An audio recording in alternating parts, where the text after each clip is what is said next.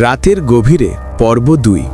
তুমি কখনো খেয়াল করেছো ঘুম থেকে উঠে দেখো আয়নায় নিজের চোখের ভেতর তাকিয়ে আছো?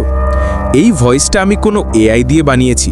অনেকে জানতে চান কোথায় থেকে আমি কপিরাইট ফ্রি ভিডিও নিয়ে থাকি, তাই ভিডিওর মধ্যে বলবো।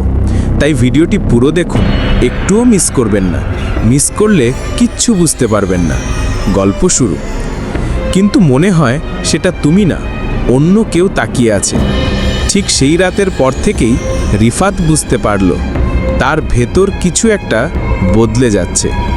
আমি পরদিন সকালে ঘুম থেকে উঠেই বুঝলাম কিছু একটা গড়বড়। আমার জামা কাপড়ে কাদা, হাতে লালচে দাগ, কিন্তু আমি কিছুই মনে করতে পারছি না।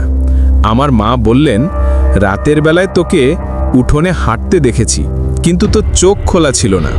আমি হাসলাম, বললাম স্বপ্ন দেখছিলাম হয়তো।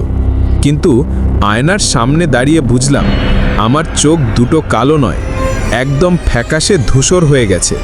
সেই রাতেই জানালার বাইরে থেকে আবার সেই ফিসফিসানি, রিফাত আমি তোমার ভেতরে আছি। আমি দরজার দিকে ছুটে গেলাম, কিন্তু দরজা বন্ধ, চারদিক নিস্তব্ধ। হঠাৎ বাতাসে মাটির গন্ধ আর পচা ফুলের গন্ধ ভেসে এলো। আমার ঘরের দেয়ালে একটা হাতের ছাপ পড়ে গেল, লালচে রক্তের মতো। আমি চিৎকার করে উঠলাম, কে তুমি, কি চাও? একটা মেয়ের কণ্ঠ ভেসে এলো, একদম কান ঘেঁষে, আমি তোকে বাঁচিয়েছিলাম, কিন্তু তুই এখন আমার। তারপর ঘরের বাতি নিভে গেল, সব অন্ধকার। আমি শুধু একটা জিনিস দেখতে পেলাম, আয়নার ভেতরে আমি না, সে দাঁড়িয়ে আছে, সাদা শাড়ি পরে, মুখে সেই আগুনের হাসি।